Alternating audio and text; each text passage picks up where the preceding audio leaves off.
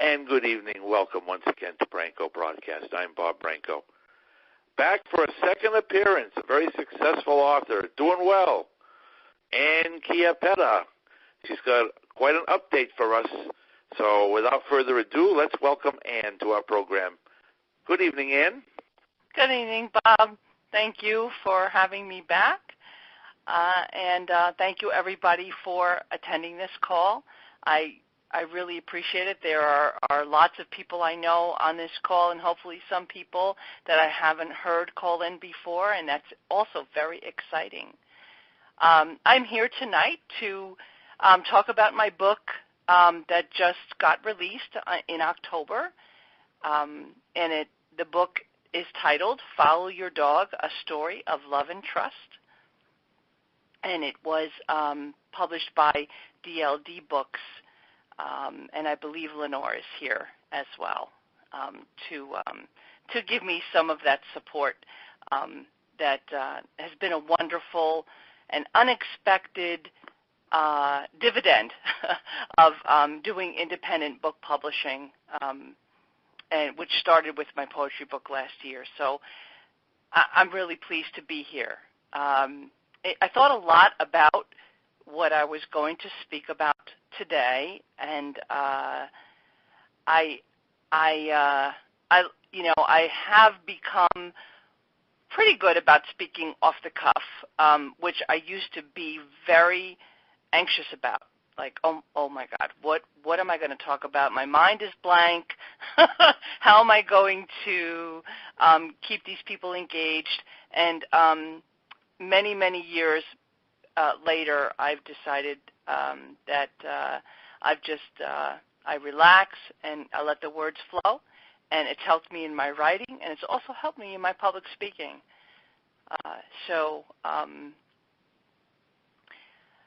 Just recently, I'm going to kind of make a little bit of a sidebar here. Yesterday, I had my first book signing for Follow Your Dog, and it was at Guiding Eyes for the Blind, and it was a snowy day, and the day started out with first the weather, which was kind of a downer, and then probably about 5 or 6 of my friends saying, oh, sorry, we can't come because of the weather. So I thought, okay, some of the people I really wanted to be there weren't going to be there, so that was kind of a disappointment.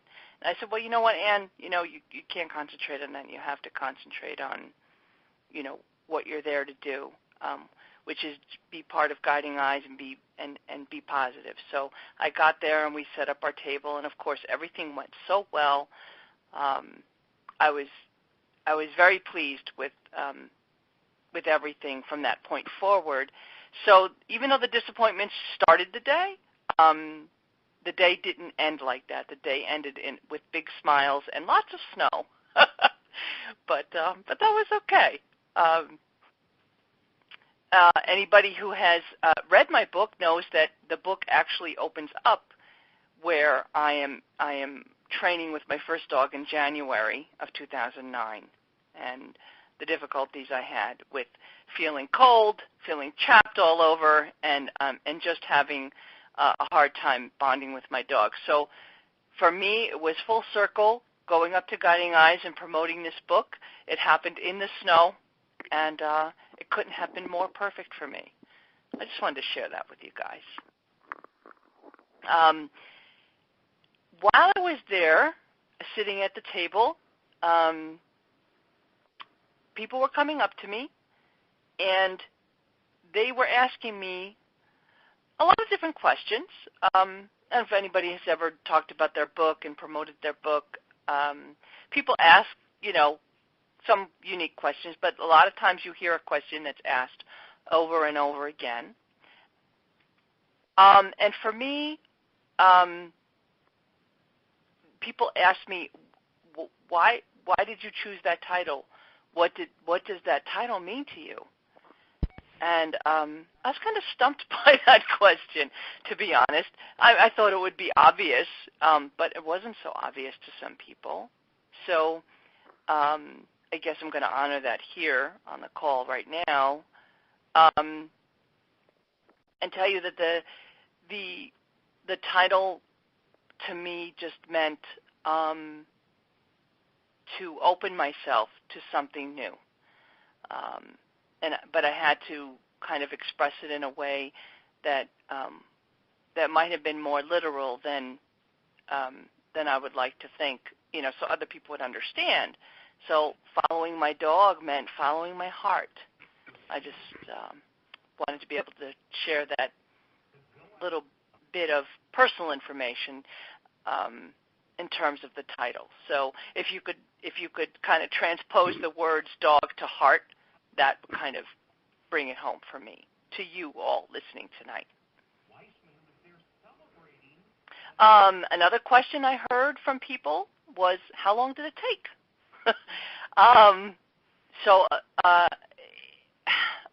That's hard to explain because it kind of started out a long time ago in my blog posts and in little pieces and bits and pieces moving along over the years.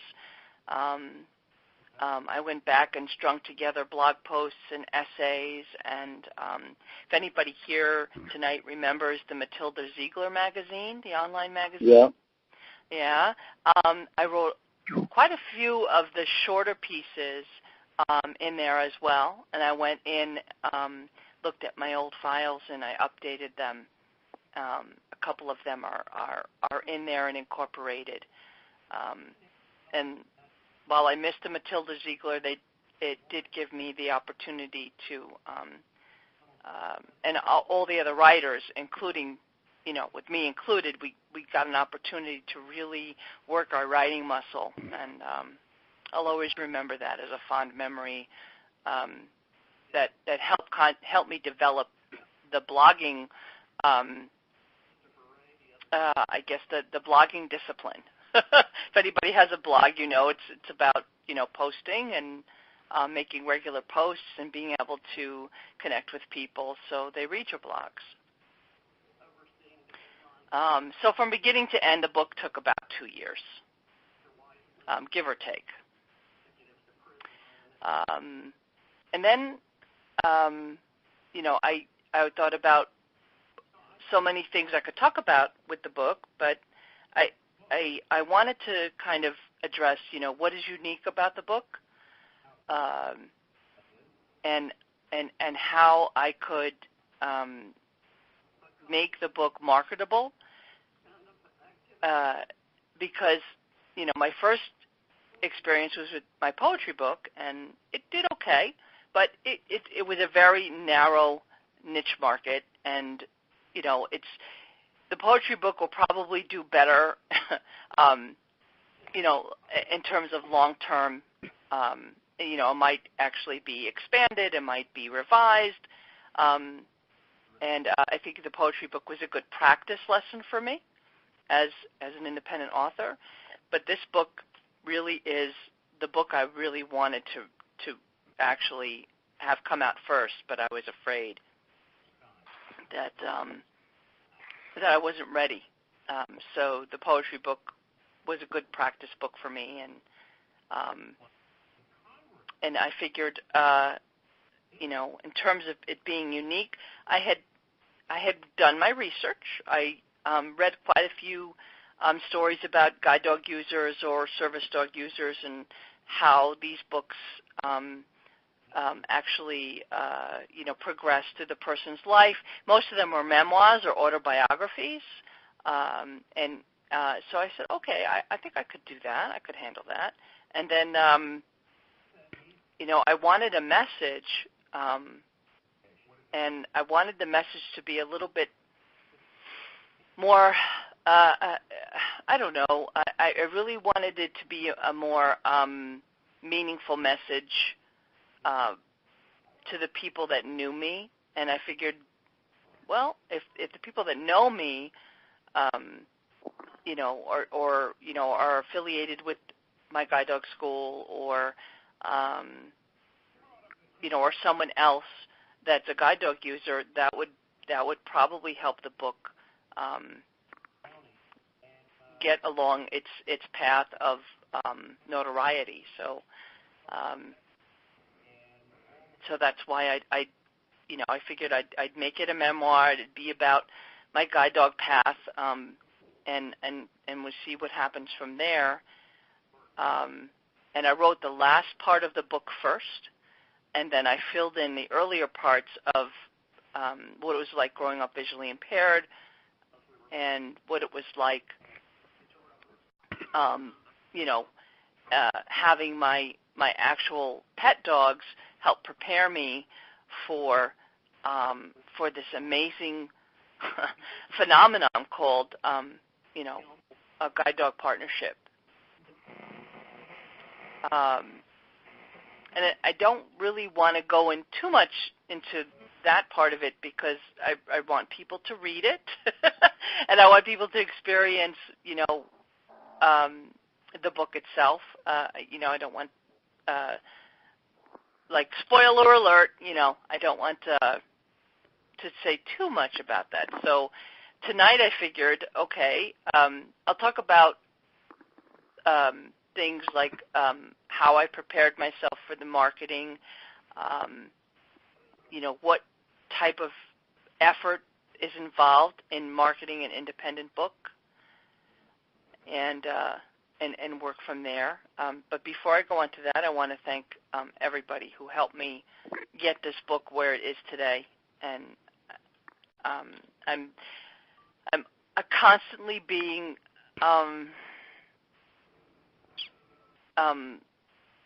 amazed by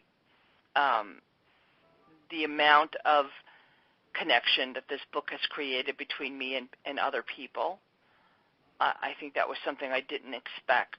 I mean, I expected the book to be the book, to be, an inanimate object of, and someone would pick it up, someone would read it, someone would have their connection to it or not. But I didn't expect so much, just so many connections and so much appreciation, and I want to just acknowledge that. That's something that, I don't know if these, I think about like someone like Stephen King. Do they really feel that emotionally connected to their stuff? And if they do, after book number 30. Are they really feeling it, or are they just kind of like going, yeah, okay, it's number 30, I'll move on? I don't know. I don't know if I'm amazed that I love to hear about how people felt, what people thought, what was most meaningful for them, what gave them feelings of, either being emotionally, like what made them shed tears, what made them smile, what made them feel like, those other people, shame on them, or whatever. I want people to be connected. Anyway, in terms of marketing, after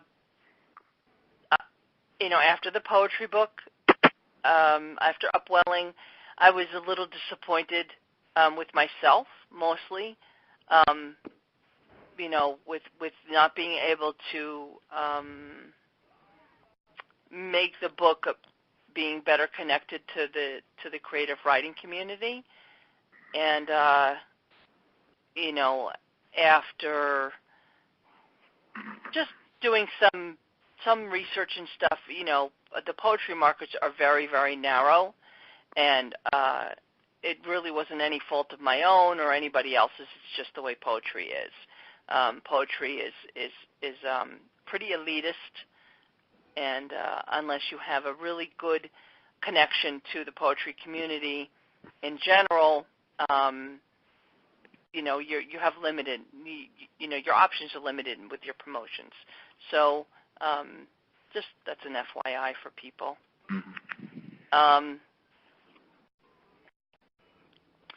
So being an independent author, what does that mean? It means that you're going to market your book yourself unless you have a lot of money. You're going to be, calling in all the favors unless you have a lot of money. You're going to find unique and creative ways to promote your book. and it's very fulfilling, but it's also very, very hard work, especially if you still have a regular full-time job, and you need to limit how much time you have to promote your book, it's an effort in love and patience and perseverance. You really love your book. You know you believe in your book. You know you have your publisher believes in your book. And that's what you need to keep you going. Keep the carrot on the stick, and things will fall into place as long as you make the effort to keep your book ever present and part of an energy and a motivation for yourself and for the people who love your writing.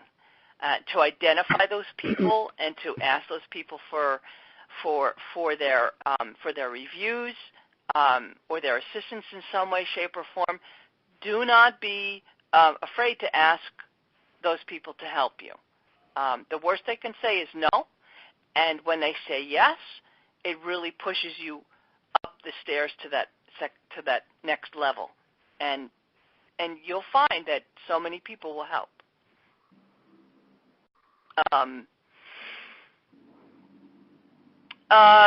For me,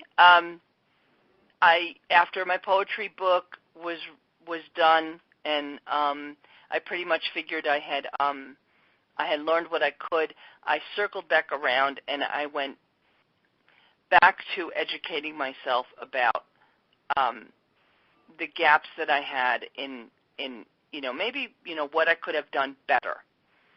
And so I researched a lot. I read a lot of different articles. I went to Writer's Market. I went to Writer's Digest. I went to a couple of. I read some of the writing blogs, and I gleaned what I could from them in terms of their successes in their self-publishing marketing. And one of the things I got out of it was that I needed to actually create my own author's website. So I did that.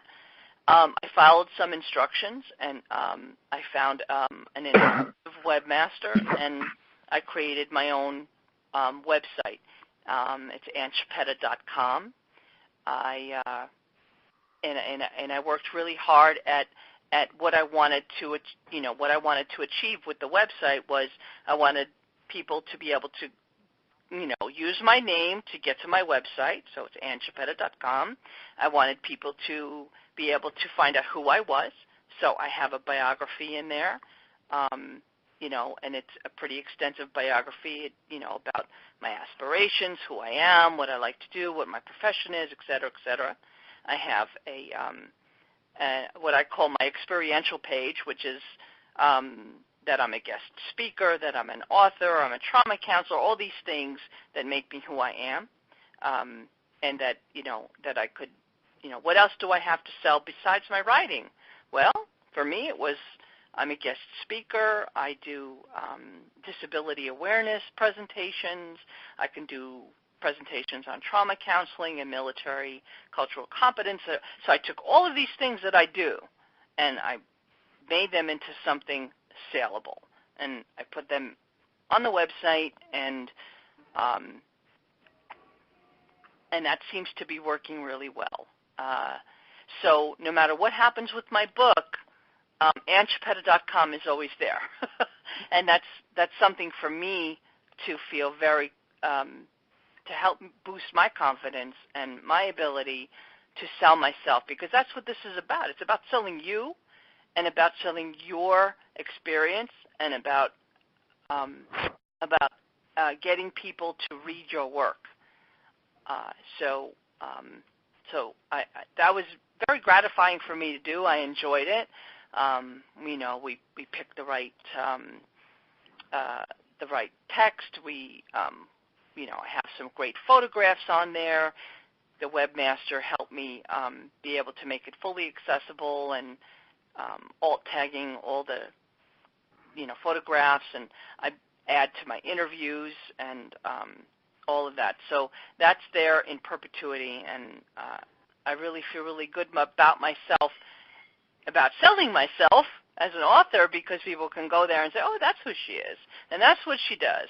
And, whether somebody likes it or not, hey, that's up to them, but at least it's out there so people can decide for themselves, how they want to interact with me, what they want to interact with me with, and whether it's selling my book or booking me as a presenter, I'm happy with that. So that was an unexpected development from, writing my books, was I decided I really want to do this. I really think I have something worthwhile to say and a way to say it.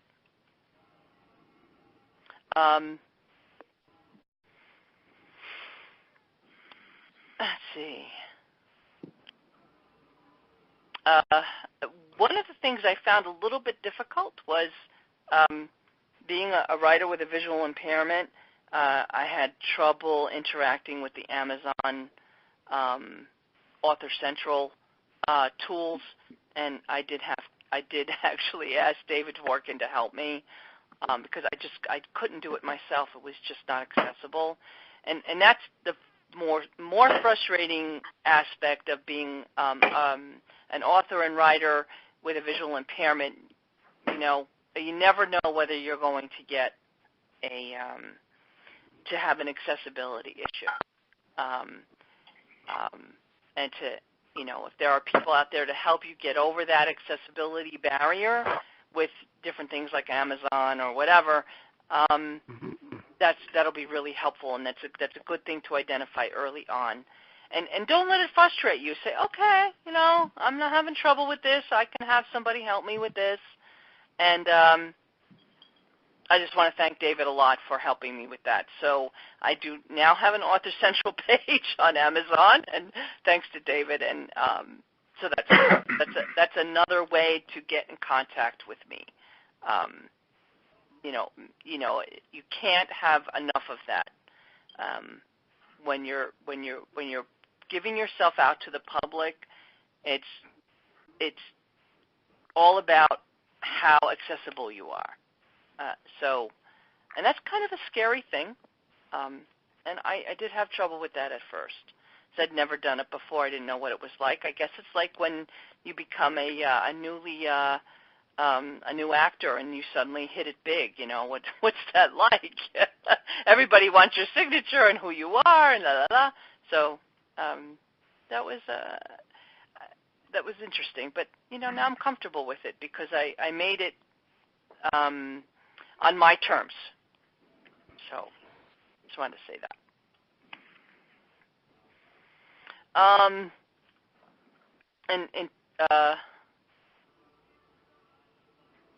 Okay, I'm just going to go on to I'm going to jump around here a little bit and talk about the importance of just keeping yourself accessible, keeping yourself out there. It took me some time to develop a plan and a timeline, but I did. I just made a basic Word document. I said, what do I want to accomplish, and what's the timeline do I want to accomplish my marketing? What's it going to look like for me, and what is reasonable for me as a person to do? Everybody is different. We're all going to have different levels of what we can do and in the timelines we can do it. Some of us, are retired and we can put more effort into it. Some of us are still working, or have other have our careers, or whatever. So it's all up to you and what you can do. Be reasonable. Don't try to bite off more than you think you can.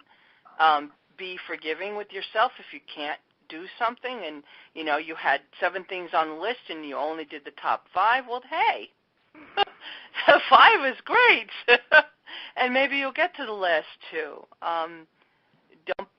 Don't pressure yourself to overextend yourself, because then you'll burn out on your book, and then it's not going to be a pleasant progress for you, or a pleasant experience if you burn out and you feel pressured. So, and that's why online book selling is such a good idea, and desktop publishing is great. You're not waiting for all of those reject slips in the mail, which can really be defeating. It's been years and years and years. I know writing friends that they're still looking for that big time magical publisher that's going to say, yeah, we'll give you $20,000 advance for your book. I'm sorry, but I'm not waiting for that. I think I'm better than that. I can do it with what with the things that I have, the tools that I have.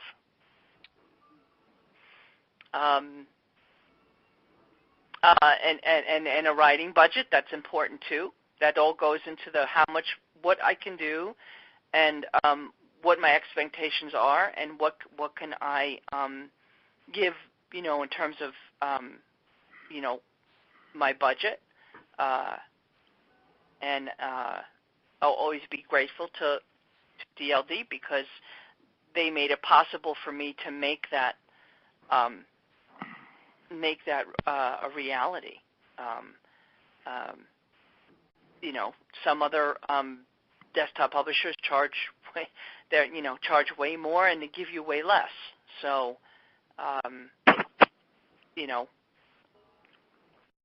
so that's another thing. In terms of your budget and your taxes or whatever, keep a spreadsheet or an account or an envelope with all your receipts. Make sure you have a way to account for all your expenses, all your income, and that will also help you stay focused on your sales and what you need to do to manage your life as a burgeoning author. So it's pretty simple. I don't really do much other than just record what I've put out, what comes in. If I order books at my cost, I record how many and when, and you get the royalty sales and everything electronically. So that's pretty easy to keep the receipts, or print them out or whatever. So it's really not that difficult to manage that and to keep that, part of your responsibilities as the author. Let's see, how am I doing on time? Okay. Actually, we're just about overtime. Okay. So, the other stuff is pretty much talked about everything I wanted to. So we can open it for questions. I have a question first. Yes. Before I open it up. As you know, I'm an author, as is the case with most people on this call. And every time somebody talks about marketing, the first reaction that I have to the topic of marketing is, sure, there are lots of promotions out there. I've heard about them. They offer these tremendous packages where the marketers themselves go to hundreds of media outlets for you, but you've got to pay out over $1,000 a pop.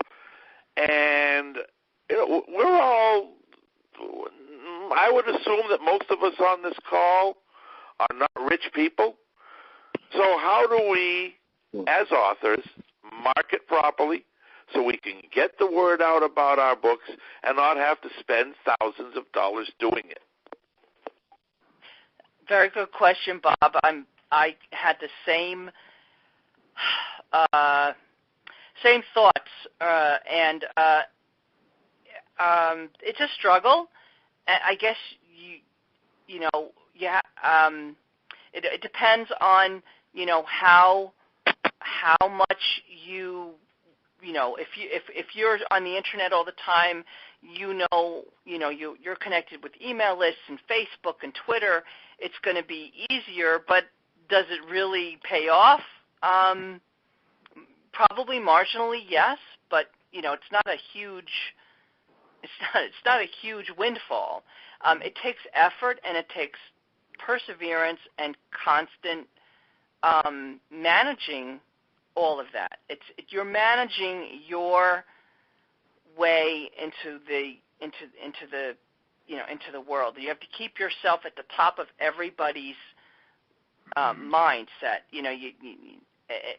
The minute you drop down, you say, "Okay, I'm going to take the weekend off." I don't know. It kind of feels like, oh well, I took the weekend off. Am I going to be at the bottom of the list now? Am I going to be at the bottom of everybody's consciousness? So there's a constant pressure, and I think that's a little unfair to the indie people, but that's something we have to cope with. All right, I'm going to turn it over now to Jeff. We're going to go one at a time here. Jeffrey. Okay. Yeah, Ann? Yes. Yeah, now, how many print pages did that book take? 195. Yeah, so in Braille, we're probably looking at the same number, 200 or 300 pages, and I did mention that you gave a thought as to how many copies you think you're going to have, or you may use. Although I would have Xavier, but it wouldn't be appropriate. I mean, you might want to consider Horizons for the Blind. Well, this is Leonore here. This is published in print by Create Space, which is part of Amazon, and it's print on demand publishing. So each copy is printed when it is ordered online. And and then the Braille, to get a book into Braille. Oh, okay, all right, that's something completely different.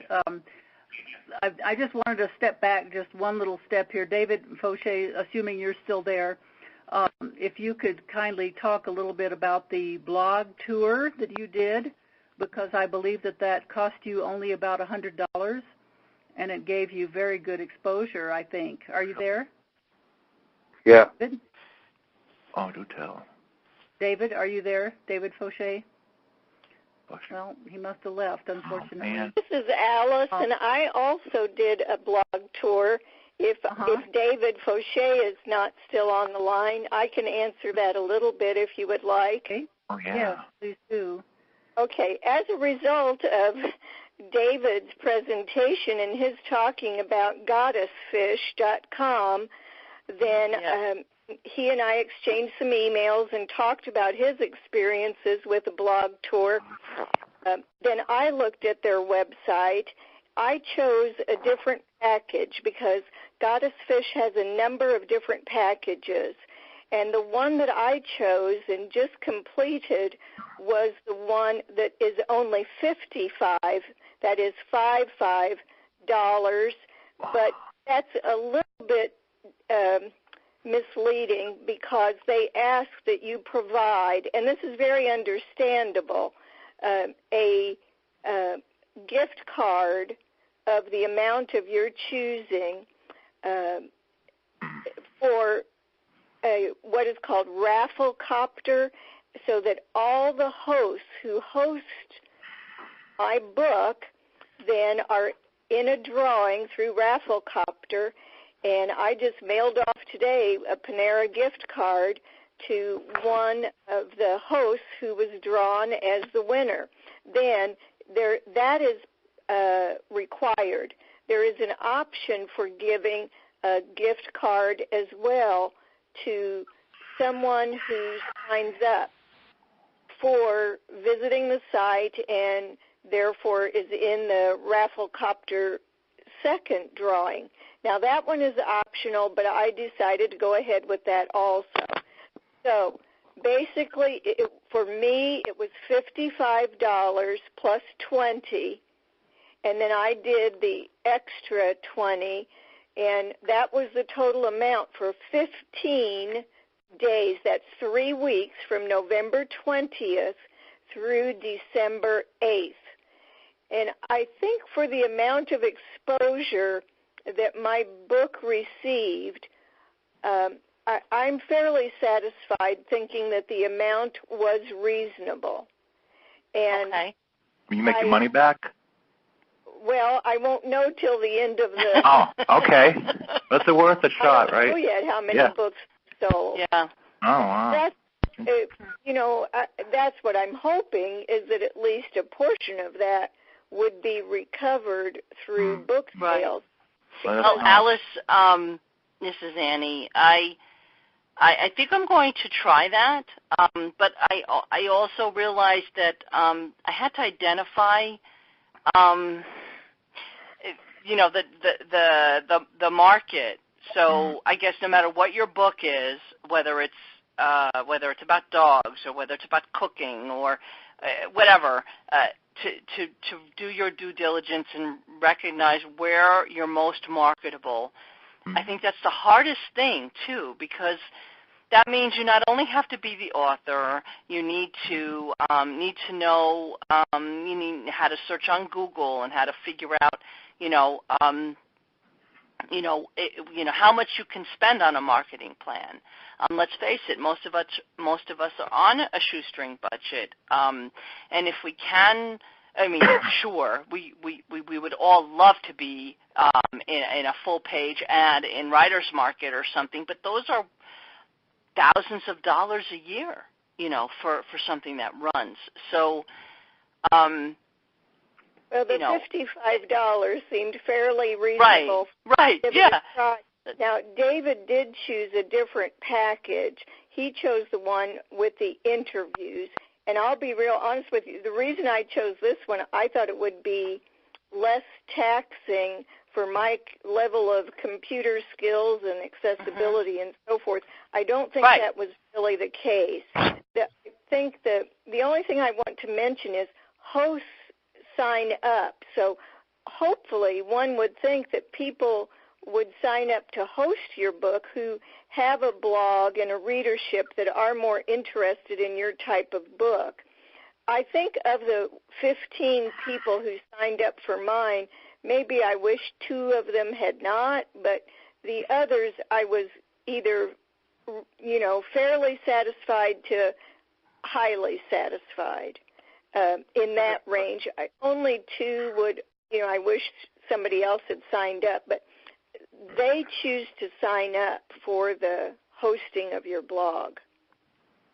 And I do think that David O'Shea was quite satisfied with his results, and I read a little bit of the blog, some of the blog questions that were submitted to him by the different people. I think there were 10 altogether. I'm not sure, but the questions were very good, very thoughtful. The the entire blog posts were quite lengthy, and I just thought it was excellently done. The questions were very good, and his answers were very good, of course, because he's just good at that. But it was something that I had never heard about before, a blog tour. It was something completely new to me, and I would recommend it to people. And $100 or $55 or whatever is not bad at all. And you do get a lot of exposure, assuming that each of those people with the blogs, have quite a few readers. So it's at least something.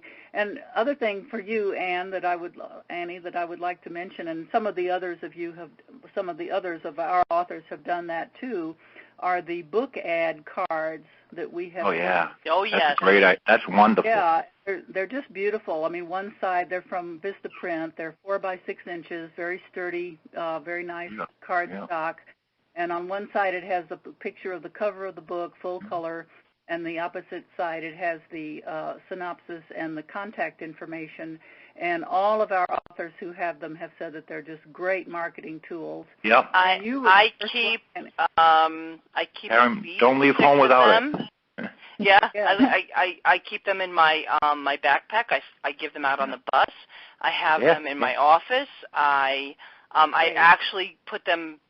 When I do a book signing or whatever, I have them out and I say, take one and hand it to a friend, pass it on. Right. So, they're great for bookmarks. Believe me, I have, and then another thing is the flyers. If you want an inexpensive way to promote your book, you can print out flyers and hand flyers out, or ask permission to put them someplace, in businesses or whatever. I also I took the plunge, and I researched 4 different dog-related magazines and picked the one that was the most reasonable in terms of readership. And this is a whole other thing. I'm not a marketing person. I had to learn about all these. I didn't know what a click return was. Basically, what a click return is, if they have a 30,000 readership, they send their electronic newsletter out to 30,000 subscribers, an 8% click return on your ad is pretty good. Most of them are average between 3 and 5%. So I researched, I sent Lenore one, but I researched who had the highest click return for the best price. And so my ad is going to go out to Just Labs, the Retriever Journal, and the American Pointer Journal in hard copy, quarter page plus, and that's full color. And then also the electronic newsletters of each of those journals every other month for, I'm not going to disclose the price, but basically they're pretty flexible. I put in for 6 months, and I can, after that 6-month period, I can say no, I don't want it anymore. Hey, Annie, can I add something to that, please? Sure. First of all, you are a multifaceted woman, of course, beside Leonore standing right there. This is Jay from Boston, by the way. Here's the story. A couple of months ago, I mentioned this to Steve, but, some of us, writers, obviously, we just don't have enough money, as Bob Branco mentioned. But I'll tell you, a couple of months ago, I read an article on A New Republic. Obviously, that's a major magazine. It's been over 100 years. Anyway, this article talked about some of these very famous writers spend a ton of money of their own buying their own books, including the one in the White House, incidentally. Donald Trump claimed that he sold 4 million copies of his book. Make a deal. Guess what? Yes. He spent more than $400,000, and he bought his own book. His first wife, Ivana, later on thought that wasn't enough. She ended up spending another $60,000 and put them on each and every hotel room so people could take it. And that's how he got a New York Times bestseller. Now, as early as, I believe, last year, man by the name Senator Ted Cruz, the one that I will never have anything to do with it, but anyway, he's the senator from Texas. He ended up spending $50,000 of his own money, buy his own book, and he was so depressed that he never got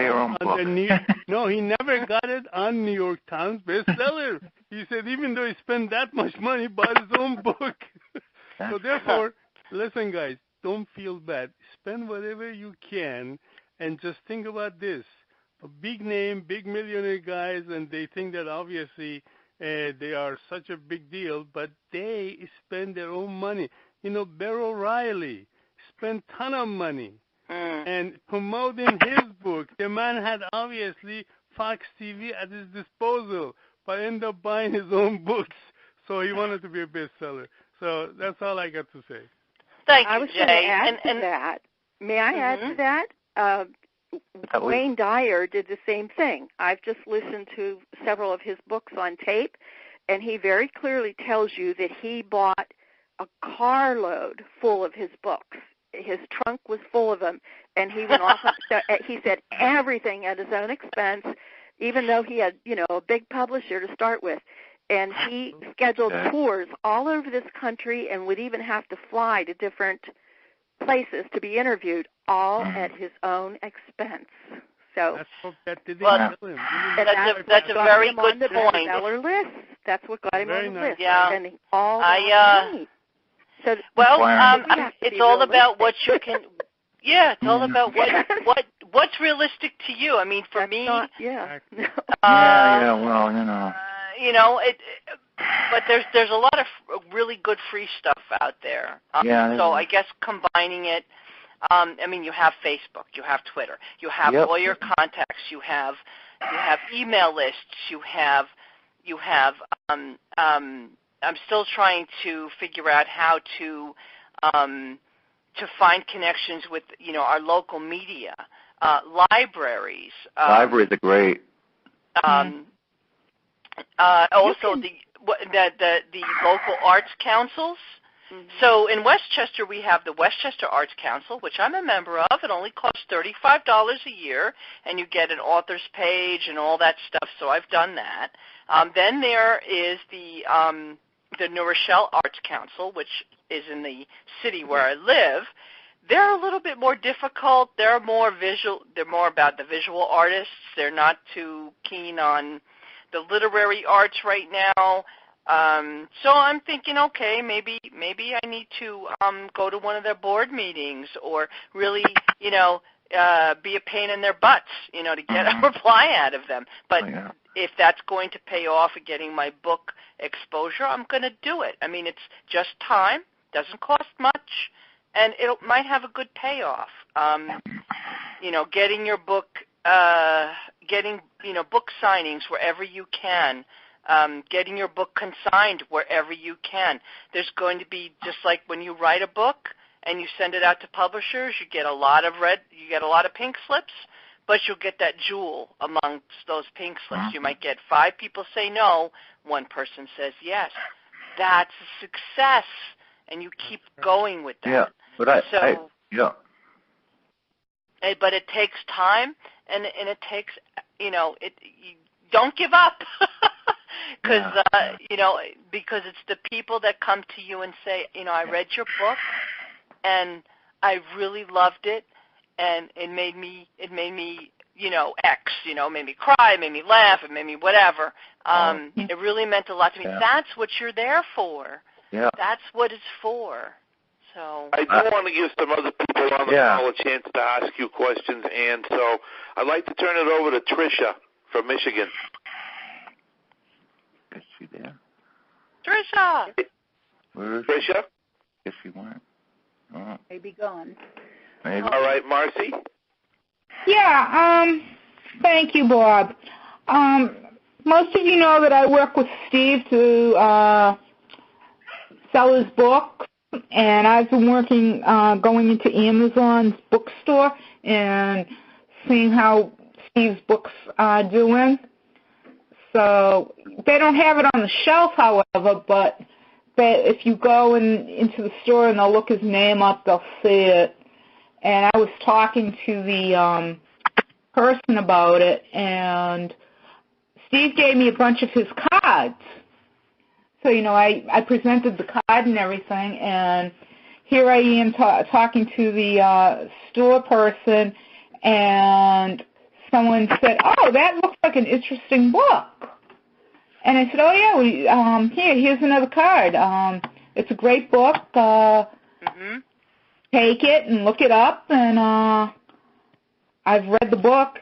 I mean, I am his publicist, and, I think the book's great. And from what I understand, she purchased the book. Because, so, I mean, those cards do work. Oh, yeah. They do. Bucks. Yeah. They do. But I'm wondering if there's other ways of pushing it. Oh, there's all kinds of ways. Yeah. I made personal business cards. Sure. So that helps as well. As people say, "Oh, what else do you do?" I give them the personal business card. That's an idea. Yeah. And it goes to my website. So. Hey, shush. What else? Patience, perseverance. Just patience, perseverance, and and listen there are to also- Annie's advice. Could I say something? Sure. Go ahead, Steve. Yeah, I'm really congratulations on your second book. I'm in that writing my second one, and I really enjoyed the pep talk because there's a lot of times I'm like, oh man, my book's not selling, and these people are doing great. I think it's wonderful. I hope you all become bestsellers. But seriously, I find like I was at a local author talk about a month or two ago, and the way they presented, like, described my book, and now it's going to be on Bard. It's in process, and the way the Perkins Library described it, it made me think like Leonard and David did a great job, but it's just thinking about different ways to like a blurb of your book. Because when I was in the library, it was like my first time, and I was a little nervous and said, "What's your book about?" And I'm like, you know, so I'm getting better at that. But I think, like you said, the social media and Twitter, I've got a lot of followers. Like you said, I don't know how good it's good to be out there. But I think just coming out with different angles on describing your book and making that connection. And I think those cards really, because you can just have a conversation with someone and say, hey, you like to read? And, you know, and the guy at the library, we were paired off with the authors at tables, and I was talking about, you know, he was a little more successful than I was, and he has had the same speech as all of you. He was like, don't give up. And the most important thing, he said, is to actually be one-on-one, human to human. You know, the online stuff is great, but to actually talk to people.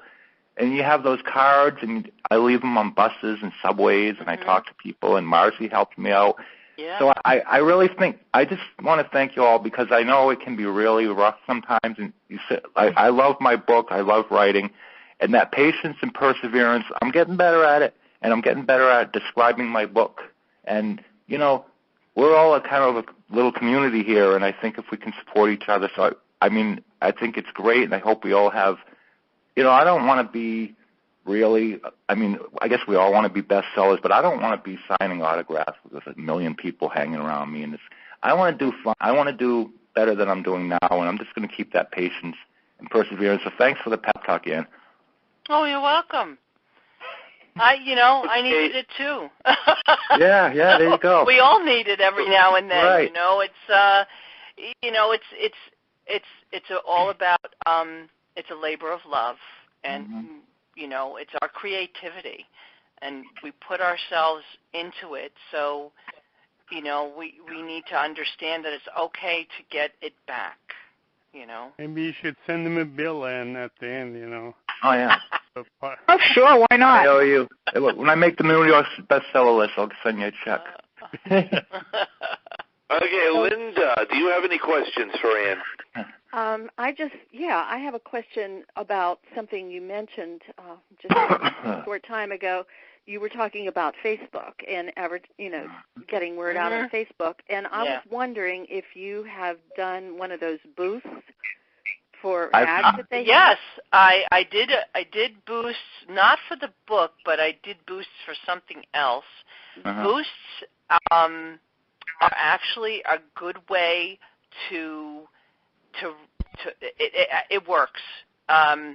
You may have to do a repeat boost. So like your initial boost would be $10 or $15. Yeah. But then they'll ask you to do it again in 60 days or 30 days. I would say for the best payoff, do the most inexpensive boost at least twice. So whether it's the $20 boost or the whatever. I just did one this past week, so I was curious if you've done one and what kind of results you get. I have no idea, but it said I had to have a minimum of $20, so I did $25. So that'll be for this month, the rest of this month, and we'll see. I was curious. Yeah, no, you will get I mean, I did a boost for a nonprofit organization, and to get more people aware of the of its presence on Facebook. I went from 15 to 200 with 2 cycles of boost, and I was just like, whoa. So it's keeping yourself out there. You just can't do it once and say, yeah, okay. Yeah, I would say, maybe every couple of months. It's $20. It's yeah. And if you get 3 sales out of that for the $20, that's a lot. I mean, that's how does that work? I haven't heard of that. A Facebook booth. I've never heard of it either. Yeah. It's just it'll ask you, do you want to boost your post, and it will take, depending on your price range, will take between 1,000 and 10,000 people. So if you wanted to do a 10,000 person Facebook post, it's probably going to cost like between $30 and $50. Yeah. But if you do your basic 5,000 people, I think it's $20. Something like that. How does it know which 10,000 people to post? You don't. You don't. You can target. It's friends of friends of friends. Yeah, it's friends of friends of friends. Or you can target like male, female, over 65. Yeah. You can do all that. It costs more though, I think, if you target. Yeah. No, if you let them decide who to target based on your SAO, then That's what I did. I just left it open. See. Yeah. I never I heard it's cheaper than I got to do more of that, I guess. Yeah. That's interesting. Oh, and one other thing that I wanted to mention that nobody did mention is the possibility of book clubs. A lot of libraries have book clubs. Yes. Mm-hmm. Just ask everybody that you know, are you a member of a book club? And I did want to say that I think in general it's easier to market a nonfiction book than it is to market a fiction book, because you do have target audiences like your dogs. And right. Yeah. And so you can find things like magazines, dog magazines and so forth that you can target. But book clubs are certainly one thing to keep in mind. And all the other stuff that you mentioned is just fine. And I'm learning a lot here. I didn't know about the Facebook booths here. I'm going to have to look into that. And Twitter has posts. I haven't done the Twitter, but I've done the Facebook. But they have promotional tweets you can do too. Yeah, they do. So I haven't done that yet. I might do that after the holidays. And I know it's not. Yeah, it's not that expensive. I'm going to look into that. I mean, you can spend $1 million or I guess 20 or 30. But if you limit yourself, you say, okay, I'm going to spend 30 or $40 and see how this goes. Hey. Yeah, that's right. Know. No. Well, Annie, go ahead. Annie, you mentioned the flyers. Just some of you may be puzzled by what she's talking about. That was her idea, actually. After we had gotten the cards for her, she's very happy with, obviously. But it was her idea to have us make up a one-page flyer for her, which we did very easily done. Yeah. Basically, it has all the information that's on the card, and it's got the cover of the book and her picture as well. Oh, yeah. And then we sent her the file for the flyer, and then she was in charge of printing those out. And that's somewhat more cost-effective than the cards. Yeah. Even on sale. I think the cards are a great deal, though. I mean, even though. Yeah. I really think the cards are great. If you have like a library or somebody that wants to do your book signing, and they say, well, we want to, promote the flyer, so you have something. Right. You can That is a good idea, though, Steve. I know. It's always. It's inexpensive. The flyer. I mean, we could do that. Bulletin board. The flyer can go up on a bulletin board. And if you could once again give out your site so that we could find it online. Sure. My personal website is www.annchiappetta.com, and that's spelled AnnChiappetta.com. And then my book selling site is dldbooks.com/Ann Chiappetta, spelled the same way. Right. Very good. Well, congratulations. Bob, I came out late on this. Is Karen. Mm-hmm. All right, Karen, you asked a question. Go ahead. I just have a quick comment. Ann, I remember you from the Ziegler, and I remember all your articles. And congratulations on your new book. Thank you. Have you thought of there are some phone systems out there that I would imagine might be good for selling books? You mean like Fillmore? Fillmore or Livewire, two of them. Oh, I would never think thought might of be that. good for You know, could they have one? Try it all. Yeah, that's a good idea. It's a good idea. Sure, why not? Yeah, we should all look into that. We should. Yeah. Okay. Well, and once again, congratulations. You are a very hard worker, very aggressive, and you're doing a great job. And continued success. And we appreciate you being a guest tonight on Branko Broadcast. Well, thank you very much, Bob. Thank you, everybody. I appreciate it. Am I right to wish you a happy Hanukkah? Happy Hanukkah, Merry Christmas. There you go. All of that. Happy holidays. Yeah. Season's greetings. Same to you and yours. All right, everybody. Have a good night. Good night. You too.